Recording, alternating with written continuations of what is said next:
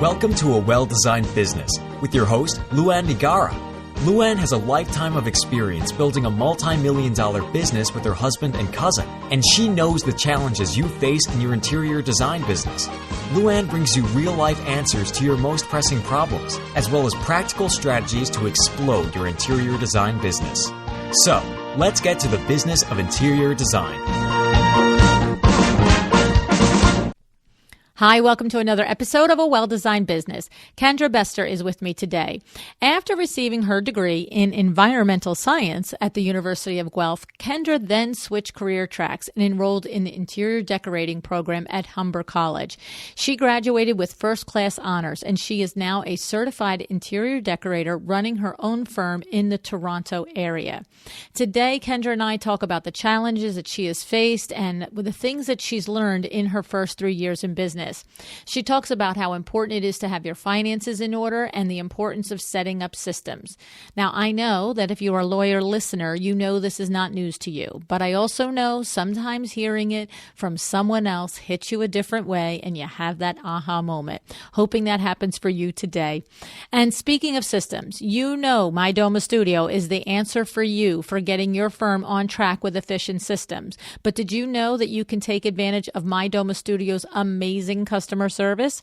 They offer complimentary one-on-one training with all plans so that you can have your firm set up in under an hour with the My Doma Studio system.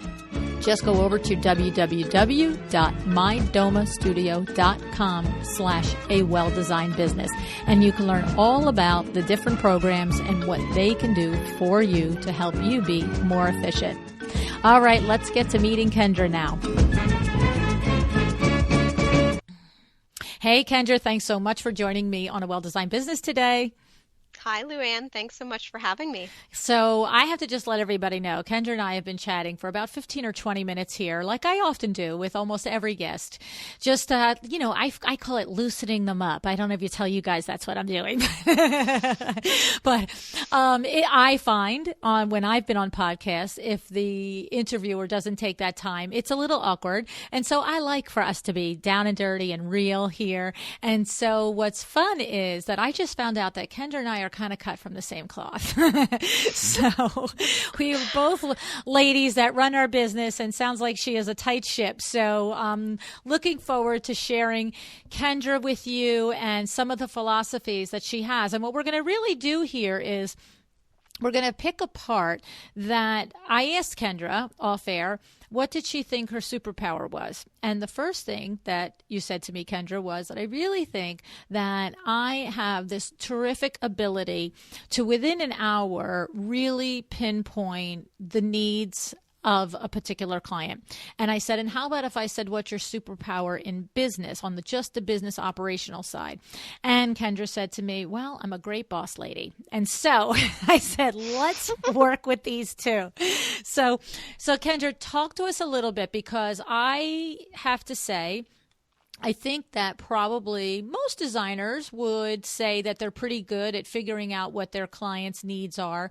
But I know that it's very important to try and get to that quickly. So, and I asked you, do you have some things that you mentally go through or things that you think about in that first hour meeting where you are knowingly, with intention, picking up some cues and some clues that are going to inform, your opinion and what you think this project, should look like?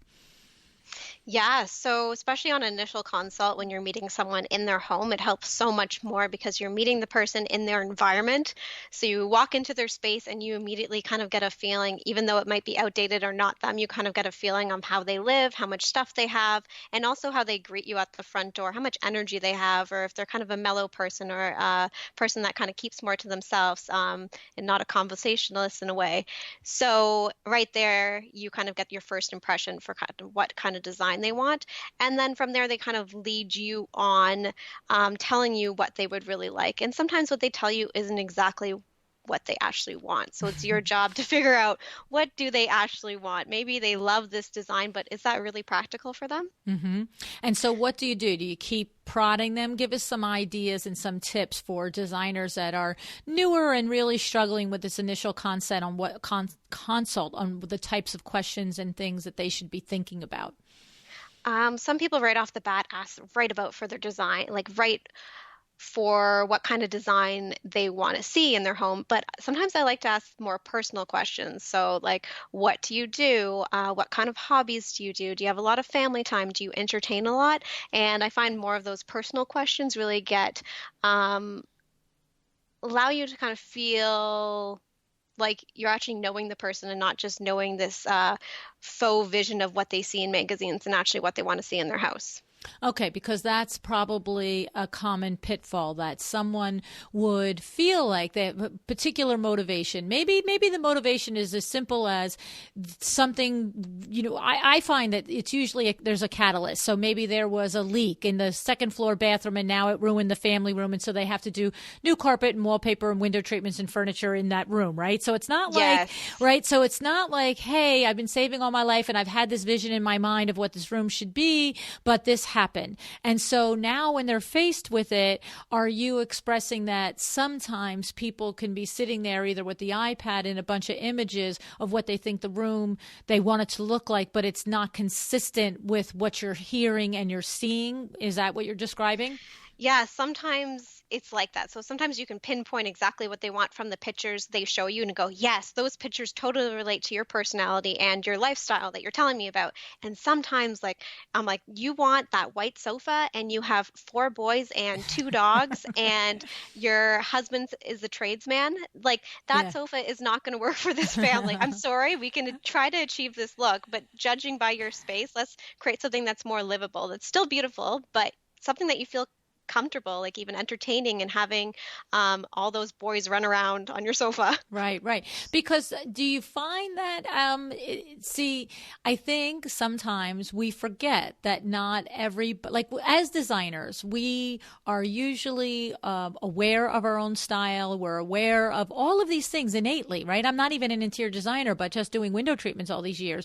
I know myself. I know my things. I know where I want, practical and yada, yada. So do you feel that sometimes that we can forget that other people who are not educated, don't think about it all the time, can get easily influenced by the marketing and the TV shows and the Instagram pictures and think they want to aspire to a certain look and really don't realize that it's not practical for them, or whether it's one way or another. Somebody who's really high fashion thinks they want practical, whatever it may be. But do you find that often, Kendra, that people are at odds? Sure. You do. Isn't that interesting? And I also find that a lot of people go so heavily on like what's in trend at the moment. Like anyone can create a trend. Anyone can go shopping and go find something and put it in a room and see it on a TV show and copy it. But that's not the point of hiring a designer. The point of hiring a designer is to zone in on your personal style and to create something that's timeless, that you're actually going to want to have for many years to come, not that teal pillow that you saw in a commercial or in a magazine and you want to base a whole room off that. That's not why you hire a designer. So it's kind of finding that personal style, and that's not a trend in the moment, and creating like a timeless classic space that they can feel free to live in and show off to their friends and be proud of. So what is your advice then to a designer that maybe has experienced this? Maybe a couple of times they are getting the little red flags that the conversation is not consistent with the outward rooms and images and personality, and they feel like, well, how can I tell this woman what her room should look like? How? Because look, listen to me. I know you 20 minutes and I already know you don't have a problem doing it. Like, I get it. I hear that. Yeah. So what would I recommend to other designers? Yes, I think for to somebody sit down, right. and to sit down and really make a list of questions that kind of zone in on a person's personality that would lead to them seeing it themselves. Yeah, seeing it themselves, and also like lead them to the end goal of figuring out what the interior is. So I think developing a good set of questions that you could always ask your client to figure out what their style actually is, instead of them showing you on an iPad what their style is. So figuring out like what their lifestyle is like, what their true favorite color is, not just the color that's on trend right now.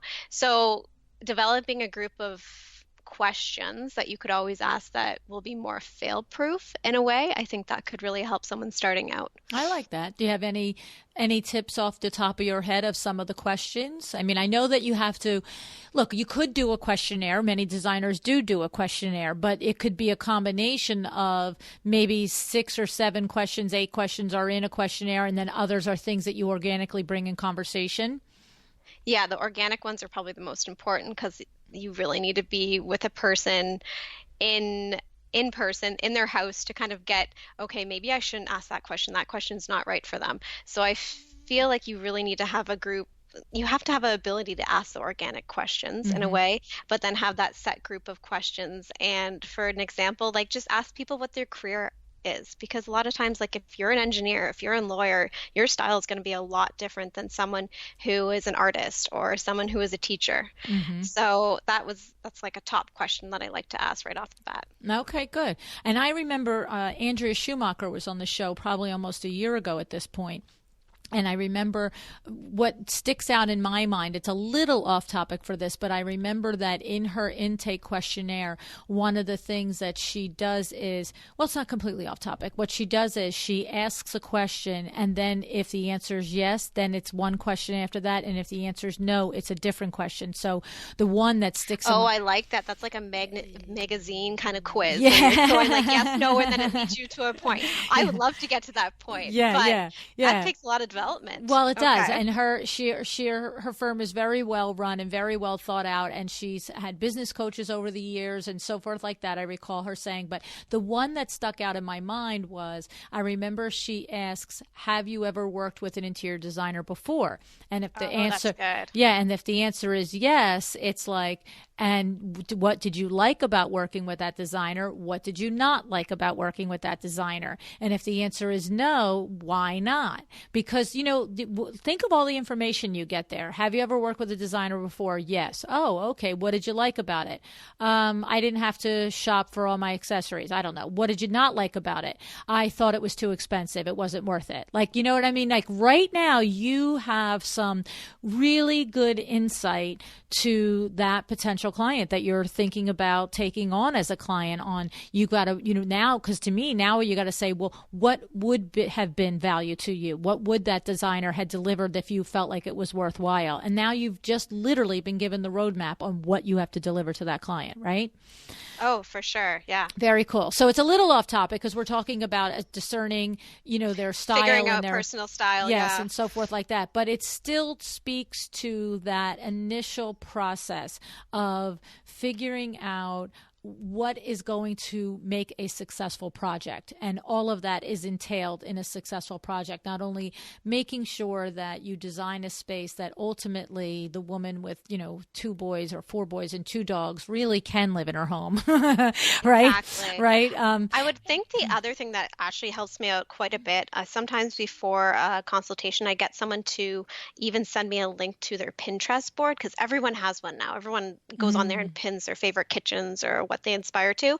And sometimes from that, you can see like a pattern of what they're actually pinning. Like someone might really want a white kitchen, but then overall you're seeing that they're pinning like all these gray blue kitchens. And it's like, do you really want a white kitchen just because you're seeing it in a magazine? Because your pattern that you're gravitating to is really something actually quite different. Right. And to find that and point that out to them is really important. Yes, it is important because, everybody knows on this show we don't talk about like the pretty rugs and the mirrors and the lamps, but I hope that they're not misunderstanding because we're not doing that here either. We're talking about, it's important for you to have dialogue and questions and mechanisms in order to, like Kendra is saying, get to somebody's actual needs and their true style. Because if you take a client at face value who really isn't expressing themselves right, and you deliver on it, you can tell them all day that's what you asked me for. If they're not happy with it, they're not going to be happy with it. You know what I'm saying? Exactly. And you know what? You kind of get,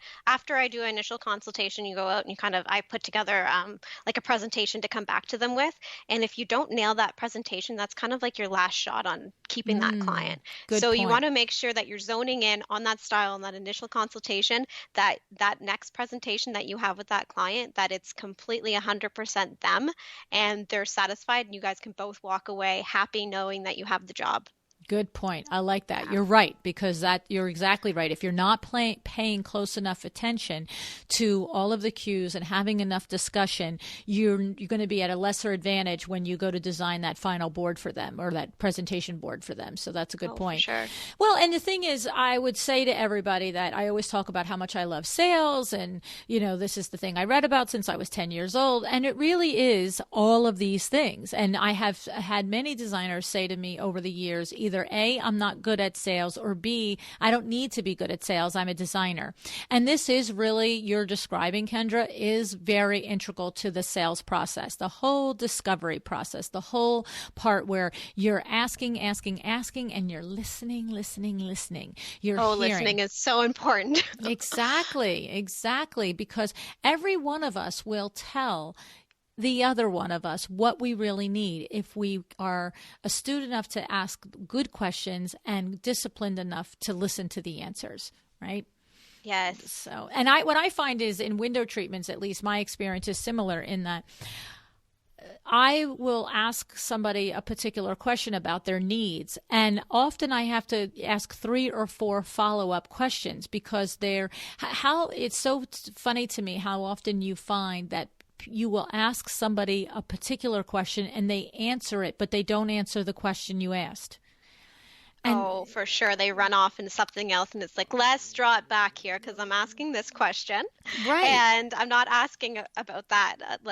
So many times they get off topic because they don't know how to answer your initial question. Right. That's exactly right. They've never thought of it before. So instead they just start talking. And the thing that I'm pointing out is as an effective salesperson, which is what you are in that moment, selling your services, you have to recognize that you didn't get the answer.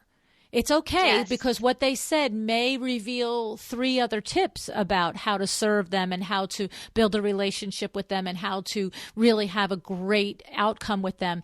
But you still need the answers to all of the questions that you have. And so you sometimes have to come back and go back and say, but you never did express to me, do you want the room completely dark when you sleep in the morning? You know what I mean? Whatever it might be.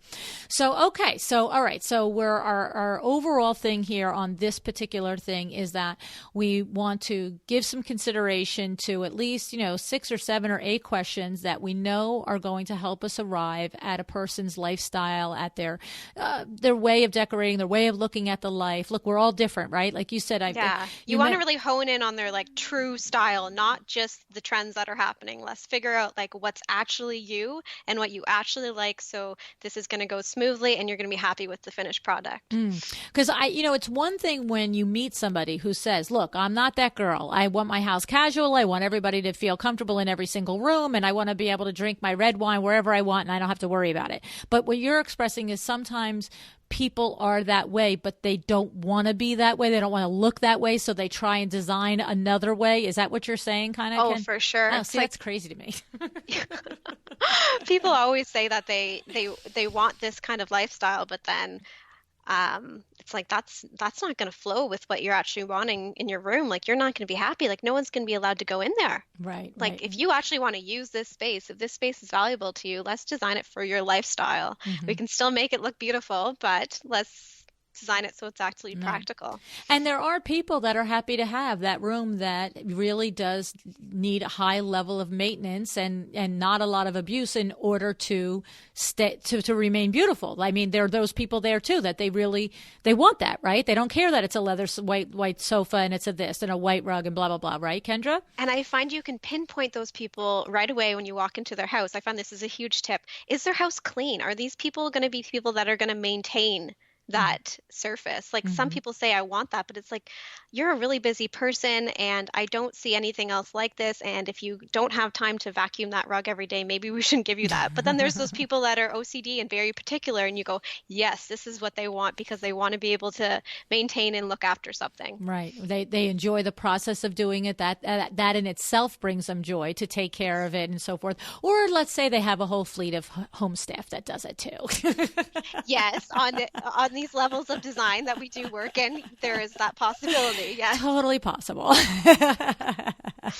So, okay. So I like that. I think that I wanted to explore that because I think it's a valuable topic for newer designers that are, they're feeling, I guess what I really want to say in it is, if you're feeling that red flag, if you're feeling that hesitation, that some conversation is not aligning up with other cues, that it is important for you as an interior designer to not ignore it. And you might have to think of tactful ways, and you might have to rephrase the conversation 2 or 3 different times, gently and whatever, in order not to insult a first-time person that you're meeting. But it's the biggest lesson that, Kendra, you're expressing is not to ignore it, because you're not going to create a successful project for that person, right? No, you want to make sure you're pinpointing their style right away, because definitely if you're not a designer that works in that type of style that they're wanting, like maybe it's not okay for you to take on that job because no one's going to be happy, and maybe you could recommend someone else, because not every designer works in the exact same style or the same way. Right. Now, have you had occasion to do that, to look and have, after an initial consultation with a client, and say, not quite sure we're a good fit? Yeah, so sometimes working in Toronto, you get a lot of modern condos. Okay. And sometimes I love them, and then sometimes people want to go ultra modern, and it's like, that's not me. Like, if you have looked at my Instagram, if you have looked at my website, I don't think I'm the right fit. Sure, I could possibly design it for you, but I know someone that would be so much happier to do this for you, and it's a way better fit, so I do recommend them. That's happened a couple times now. Okay, so I love that, Kendra, because you're only in business 3 years. And yes. I think that many times it's been said on the show by more seasoned interior designers that, okay, in the beginning, you might have to take every single job that comes along your way. Nobody's going to hold it against you. But, you've got to get to the point in your career where you know that it's not a good fit and it's okay to walk away. So that's pretty interesting. Well, of course, but that goes with the boss lady conversation, doesn't it? But I mean, it's pretty interesting that in 3 years' time, you have had the wherewithal to do that. And tell us about that experience. Was it always just easy for you, or was the first time a little like, am I really going to turn this away? Tell us a little bit about it. Yeah, the first time's a little like, okay, do I need this work right now? But if I take on this work, am I really going to be happy? And is this project going to really attract the right clientele after? Because you really do things to build your portfolio. And it's like, if this project is in my portfolio, I don't want to keep taking on work like this.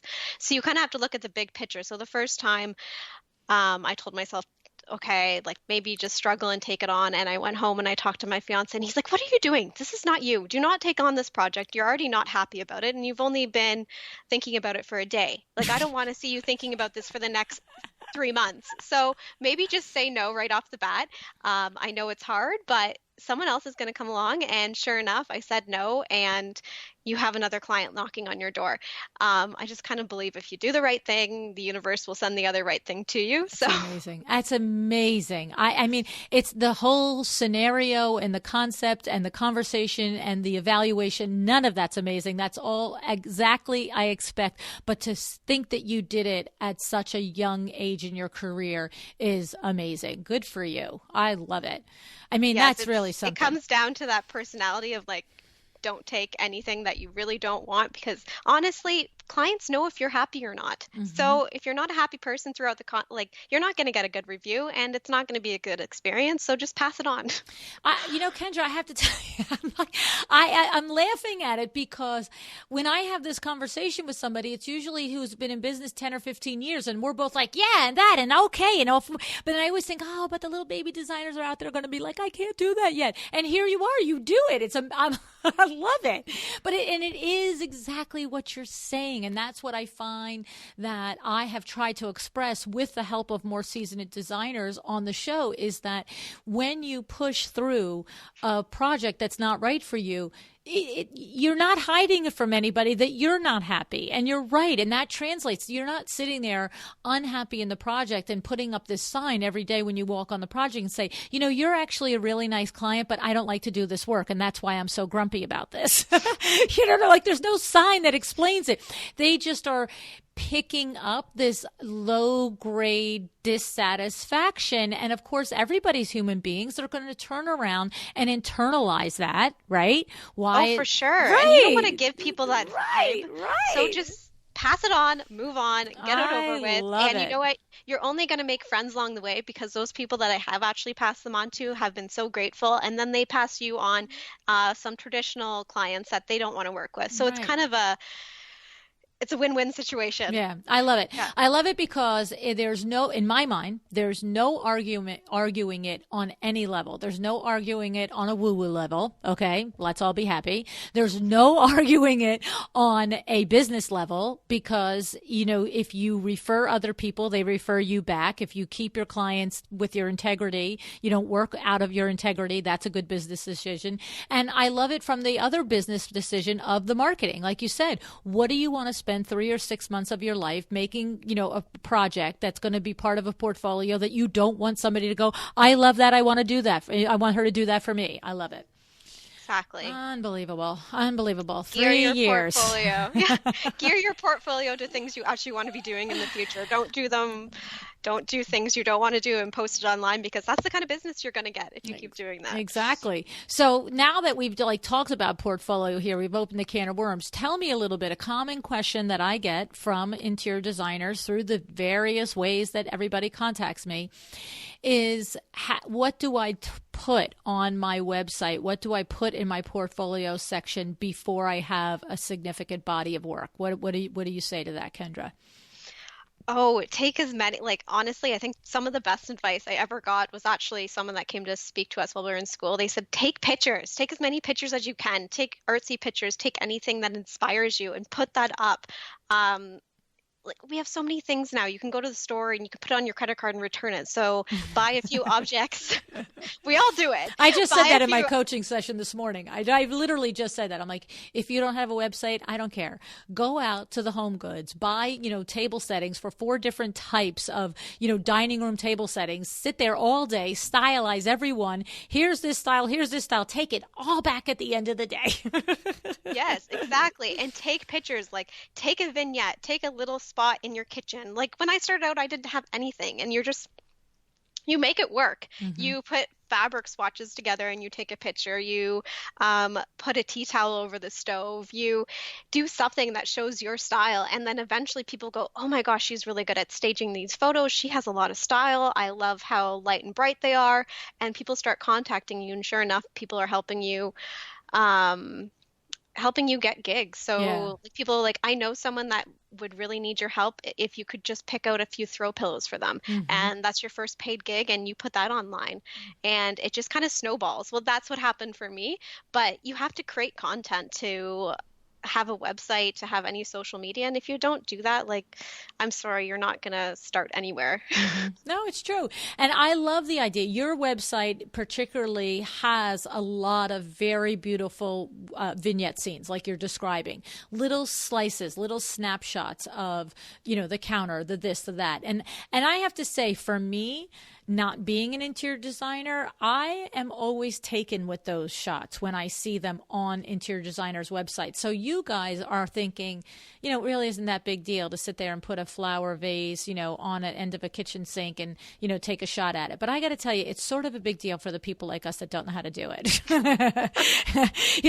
And I have to say, just yesterday, I wanted to take a little picture of something, and I don't want to let the cat out of the bag. And probably by the time the show goes up, everybody will have seen it. But a designer gave me a little birthday present the other day, and I wanted to just make a little picture for Instagram. But I don't have to do this stuff. I made a little picture, and of course I have to look over to Kim. I go, "Is this look okay?" And she's like, and I can tell when she's lying to me or not. She won't always she won't lie, but if she's busy, she might be like, Well, I shouldn't say that. She will never let me do something that's not right. She's great. I love her. She will look at me and go, eh. I love that. You need people like that in your life. I really do have to qualify. She will never let me put something up that's not right. Or mostly what she'll do is she'll go like, no, but give me a minute and I'll do it for you. And I'm like, yes, that's awesome. But she looked at me and she goes, yeah, that looks fine. And I'm like, okay, good. I did it.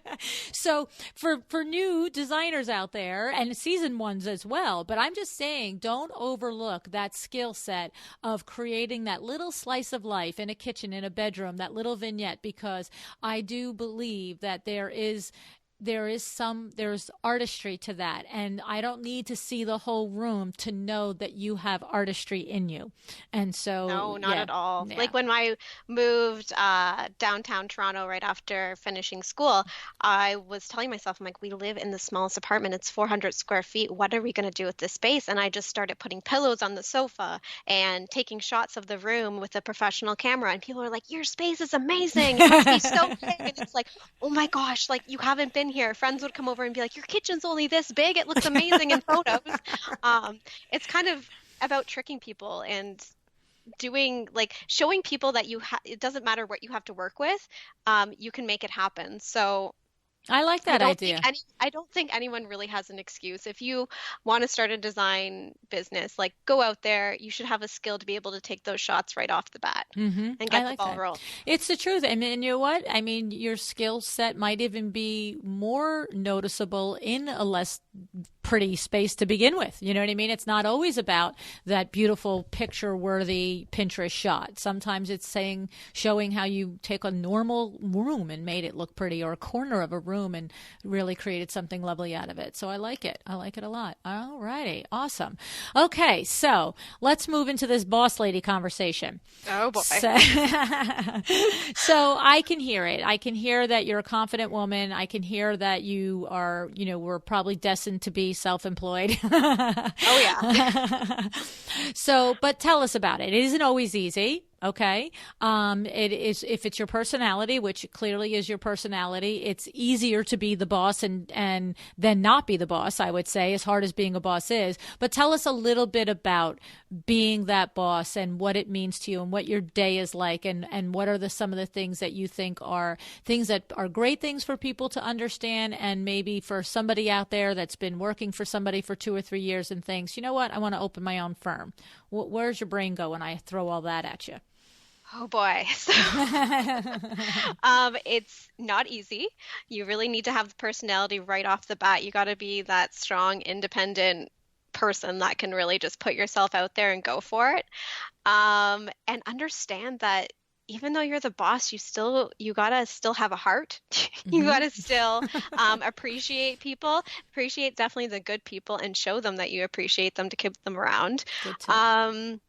And I have to say, understand too, if you're going to leave your job and start your own job, be prepared that even though you have a design talent, you're going to be doing about 90% business and maybe 10% design. So know that you have to still be good at selling. You have to be good at invoicing. You have to have some type of some type of way to know about money. Like you have to know how money comes in and money goes out, and you have to be very strict with yourself so that a schedule, like even though if you work for yourself, that doesn't mean you're sitting at home all day. That means you're creating content to put on your website to get new clients. That means you're emailing people. It means that you're staying current with what's in style. You really need to be a very active person to start your own business. Well, let's pull a couple of these things out there. So one of the first things, and we've said it on the podcast also, Kendra, is a lot of people use the 80-20, that it's 80% design and 20%. So you're new in business. It's 3 years. You probably are doing 10% design. Oh, for sure. You know what I mean? Because you're like, setting up a lot of your systems and really building it. So you're really in build mode here.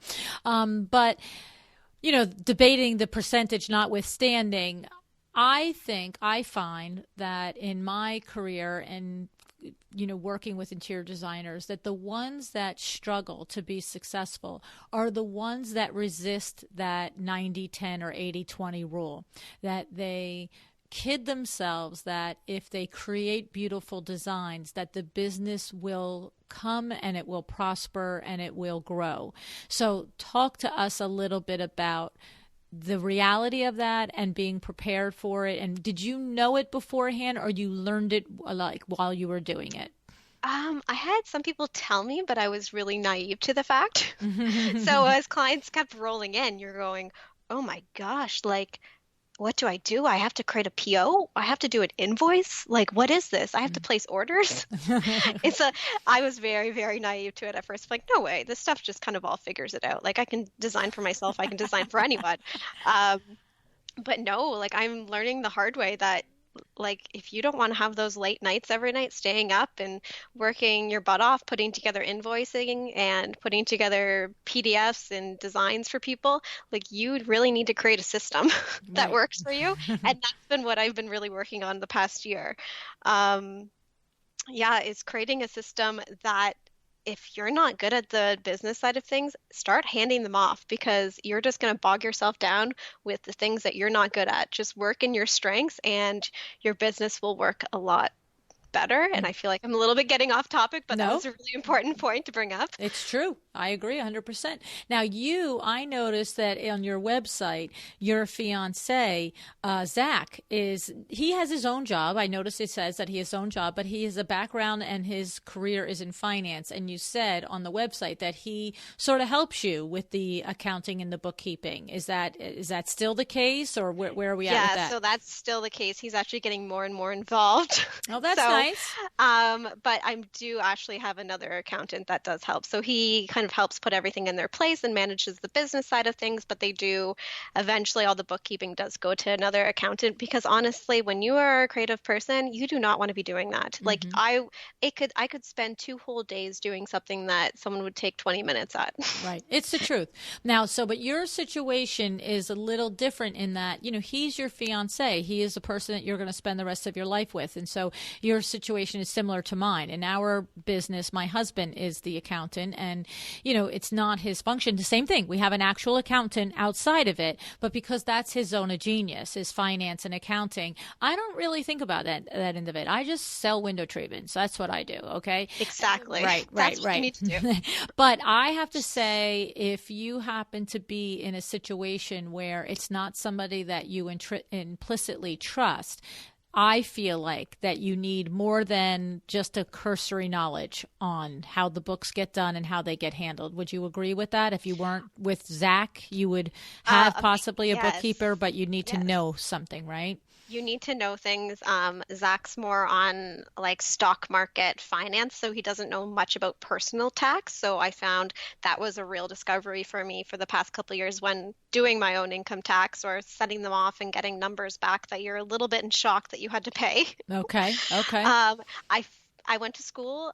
They don't teach you a lot about that at all. So that's really finding, before you start a business, seriously contact the government. Well, here it's an Ontario government, so you have to go to the website and print out a whole bunch of stuff and be knowledgeable about what you can write off and anything that actually comes in contact with the business, like your car expenses, really anything, like writing off systems you use. Anything you actually buy for those photo shoots and those photos you take can be written off. So really do your research on that kind of topic, because Zach couldn't help me with all that stuff. Right. He's kind of the money guy to give me a direction of, you're making this much. I think we could hire someone. So, which is a helpful conversation to have. Very helpful, but you still need to know those classic bookkeeping things to get your feet off the ground. Exactly. And to know where you stand. Kimberly of Kimberly K Interior, she said that she just started her business. I guess at this point, it's probably about 8 months ago. And she said that it was the number one thing that she would change, that she waited until she was about, from the conversation, I think it was about 4 months into business before she hired a bookkeeper to help her in real time, like on a monthly basis, keep everything itemized and organized in its right column so that it can be presented at the end of the year to the accountant. And so it can be evaluated each month and to make sure that she's on track and heading towards positive numbers rather than negative. And she said it's, she was only in business 6 months when she went on the show. And she said, it's the number one thing I would do differently. Like, oh my gosh. Yeah. And it was only 6 months. Yeah. I feel like I'm still in that network of trying to figure everything out right now. Yeah. No, but she said, she goes, that's the number one thing I would change. Like I'm glad that I did it. I'm glad that it only took me 4 months, but if you should, like, basically, if you're listening and you just started and you didn't do that, go back to one and do that. Yes, because everyone that's starting their own business is like a creative personality in this field. And honestly, your strength is not accounting. Go hire a bookkeeper, please. Right. No. And I think that's the fallacy, is that you think, or it's can be easily misbelieved that the passion is enough, that the talent and the passion is enough, and it's not. And so the talented, passionate interior designers that do amazing work but don't run the business side of it don't get to do a lot of work. That's the bottom line. And if you want to keep doing the work, you have to do that side of it. So tell me a little bit. Now you do have 2 other employees. You have you have Sarah, who is a designer, and Stephanie, who is what works with your social media and your editing and your blog posting and stuff like that. I see that you write the post and she edits. That's nice. That's joyous thing to have, I'm sure. Yeah. Tell us a little bit, as a new business owner, don't mind if I say 3 years is new, as a new business owner, the process of making those first couple of hires and how you went about it, and any hindsight lessons from the interview process, from the hiring process that you could share. Oh, I'm like in that hiring process again, as I'm going through major growing pains right now. Okay. So this is kind of a good question. Stephanie is my cousin, so she kind of came to me by default, which is great. Nice. And she kind of led me in the direction of hiring more people, knowing that, like, Kendra, you're way too bombarded. Like, I'm going to be honest with you, you need to hire someone else. Oh. Like, I can't do everything for you.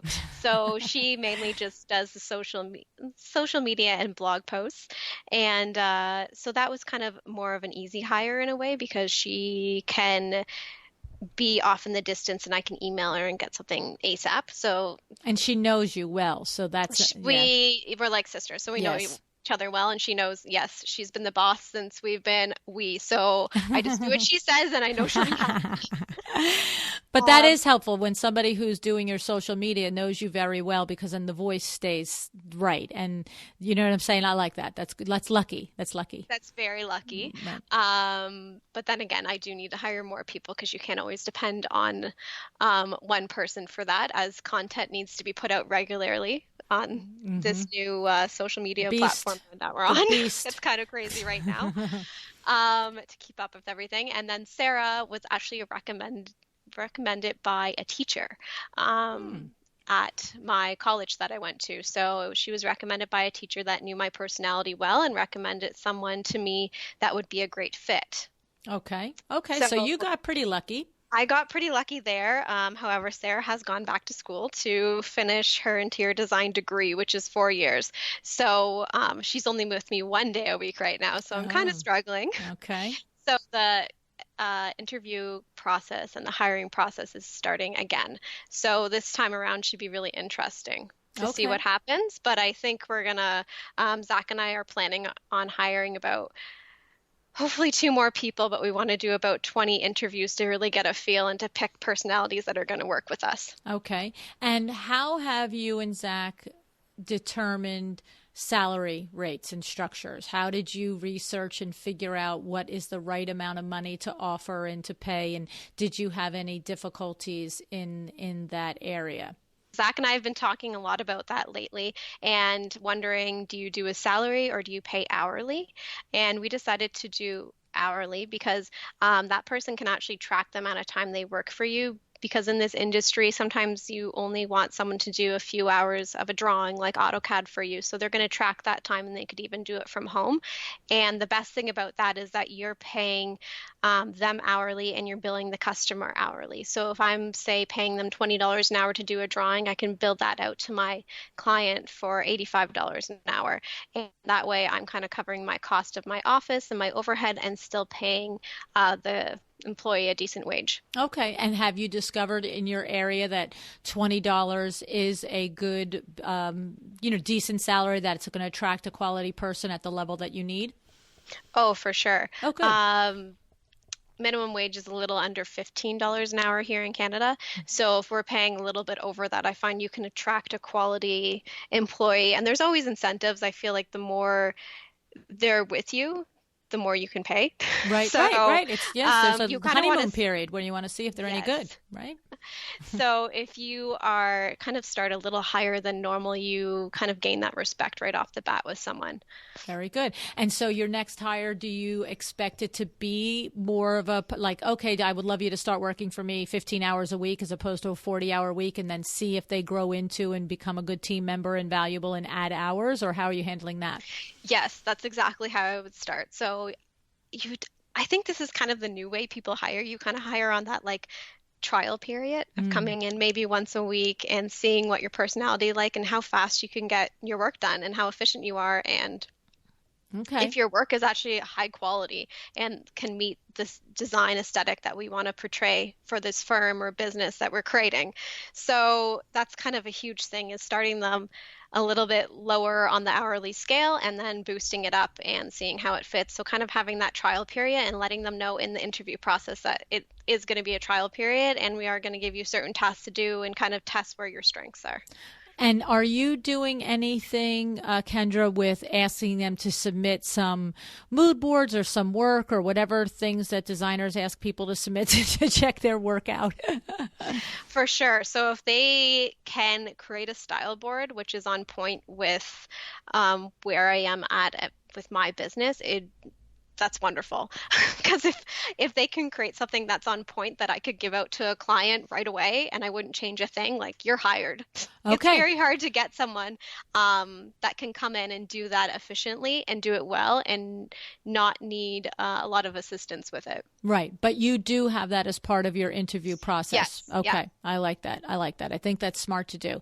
Such a visual line of work that if you didn't have that, it would just it's really hard to judge how a person's going to work. Right. And it goes back to, it's no different than when you were describing how sometimes the initial consultation, the client's real lifestyle is in contrast with the words and the expressions and the designs that they're saying they want. You're not going to end up with a happy project. And it's the same thing. If you're hiring a junior designer to work with you and they're very, very talented, but it's a completely different aesthetic from yours, it's not a good fit. It doesn't matter how talented they are, right? Oh, for sure. And it's especially when your business is your name. It's like people are hiring me, and if I'm not giving them me, they're going to be so dissatisfied. So this is the big dilemma that I'm at right now. It's like I need to work into my system of a way of still managing the project, but not taking on and doing every single thing for the project. Okay, good. Well, and I would just say that episode number 68, Chad James was on the show, and I don't know if you caught that, and I'm going to bring it to your attention only because you are in the process now. He is a very seasoned interior designer, and I remember very distinctly that he has such a precise way of onboarding new hires. It will blow you away, honest to God. Oh my gosh. Yeah. So that was so funny. So Zach, knowing that I was going to be on this today, binge listened a whole bunch of your podcasts, and we brought that up yesterday. He's like, you should really listen to this podcast. We need to listen to it together. And I'm like, okay, we'll do it this weekend. Oh, that's hysterical. I mean, there's 250 podcasts and I pick out the same one that he mentioned to you. That's hysterical. It's too funny. I'm like, okay, we'll get on that, but I don't think I have time to listen to it for tomorrow.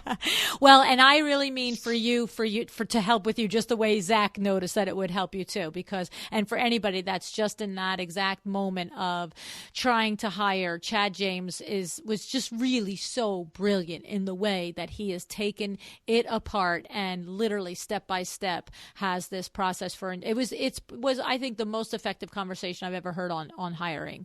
So, and of course Krista Cooper and Kay Whitaker both had conversations about it, and they both just pour pounds of advice and and wisdom on it. But that was, an interior designer telling you exactly how he does it for his firm. So it was a good show. I like that one. I have my homework for the weekend now. You do. So that's terrific. All righty. Now, the one other last thing that I want to speak to you about is I noticed that you have a degree in environmental sciences. Is that any part? I know it's on your website and you feature, you talk a little bit about it, but you don't lay heavy on it. So is it something that is passionate to you where are you involved in sustainable design, or is it just a sort of side thing? Tell us a little bit about that, Kendra.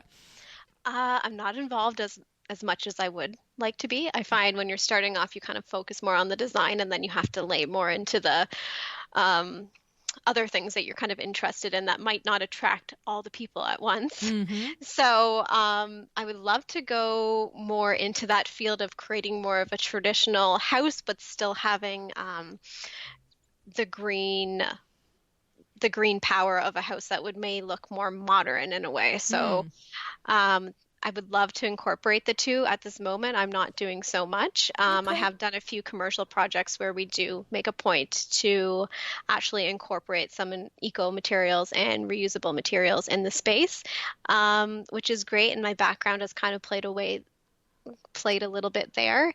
But for the most part, I have to say my past education has been most important because it kind of allowed me to develop into the person I am today and know that I am doing the right thing. After taking that large direction, it feels like I kind of weeded out all the possibilities, and I'm at a good point now, and this is what I want to be doing. Very exciting. Very exciting. Okay. And it was funny you mentioned the commercial work, because that reminds me, I wanted to ask you about the one commercial project that featured the green sofa and the green ceiling. Oh my goodness, that is gorgeous. Did you just paint the ceiling tiles like regular standard ceiling tiles? You painted that bright emerald green?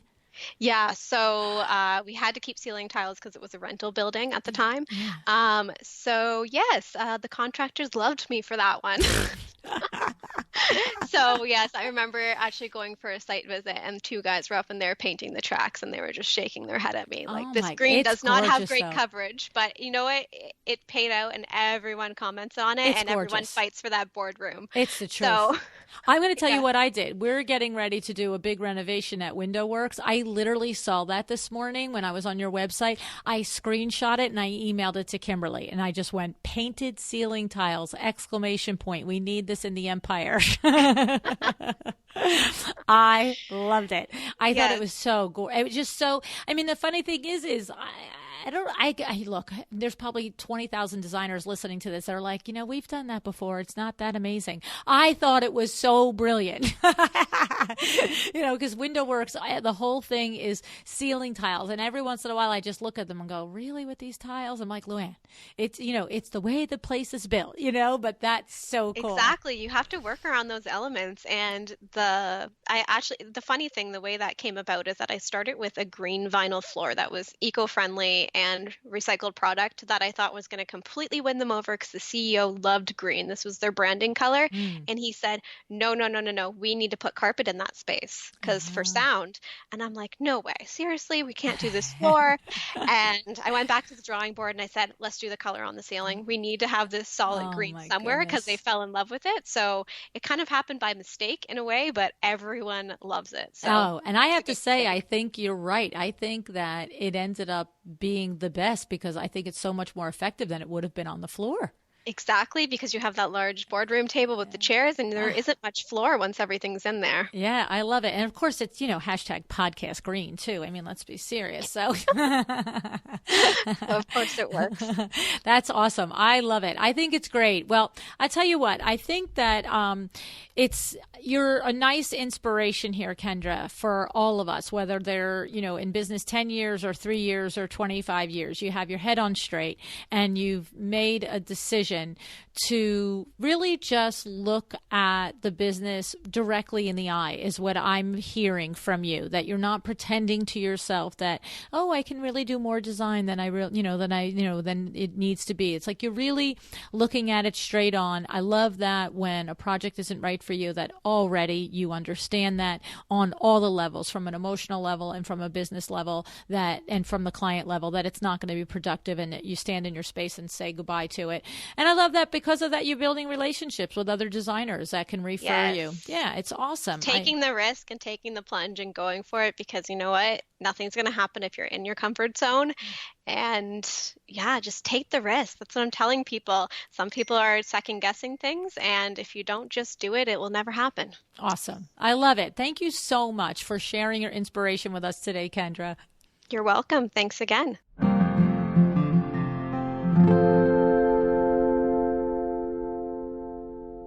How about that? Kendra is in business only 3 years, and she already has her head on pretty straight, right? She understands very clearly that as much as she loves designing, she's always going to be doing a lot more on the business side than on the design side. She's already given careful consideration about the right way to hire employees. And how about this? I love that she already understands how important it is to turn away work that does not align with her aesthetic or the direction that she wants her firm to go in. On one hand, I'm in awe. It's a lot to already have under control so soon in business. But then, you know what? I think about, we've had other guests on the show who were also very new in business. Darla Powell of Darla Powell Interiors comes to mind. We met Darla in episode number 203, and she was in business only 7 months at the time of the interview. We also met Kelsey Gross of the Farmer's Daughter Interiors, and that was episode 167.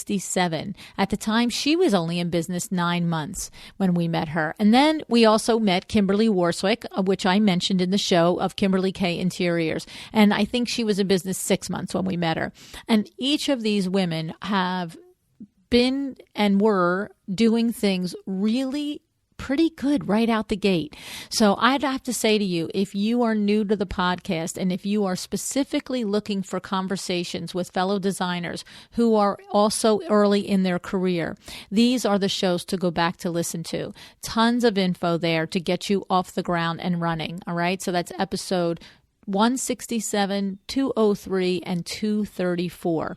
Okay. Now, are you in the New York, New Jersey metro area? If you are, please come out to Robert Allen, the Robert Allen showroom in Westbury, Long Island, for a lunch and learn presented by IDS, the Interior Design Society of Long Island. It's going to be Thursday, November 2nd from 10 a.m. to 2 p.m.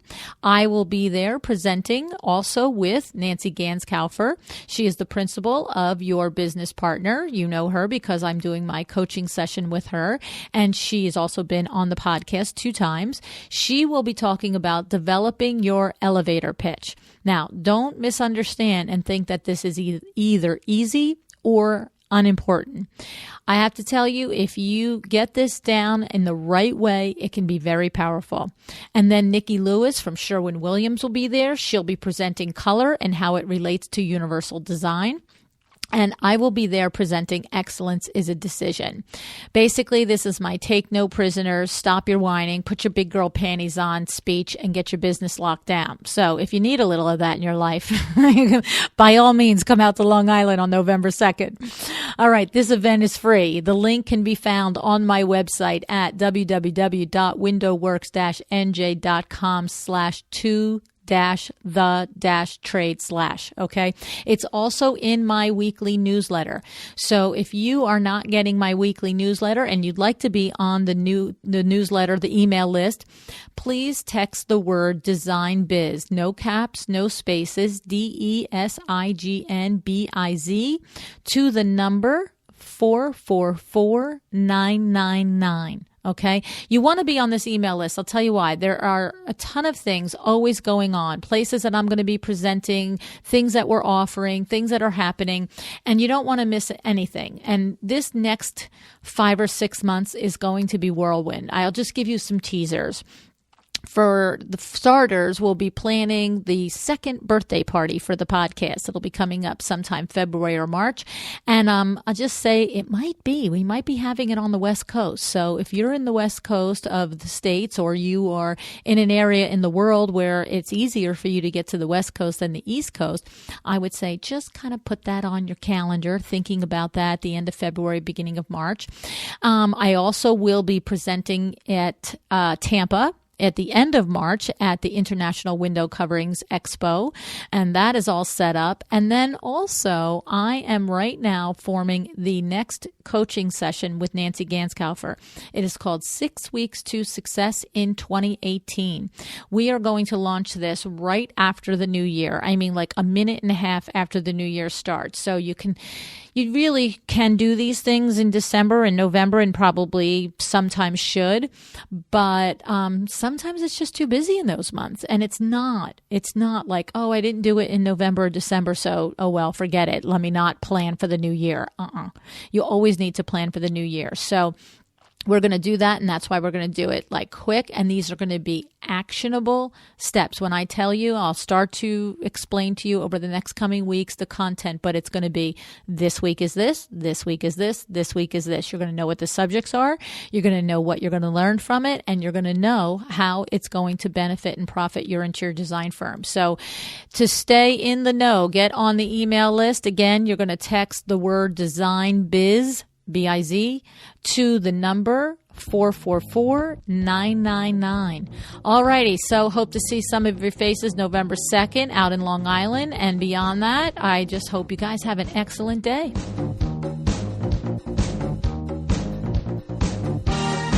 Thank you for joining me again today for another episode of A Well-Designed Business. This podcast is a production of WindowWorks in Livingston, New Jersey, your trade resource for custom window treatments and awnings.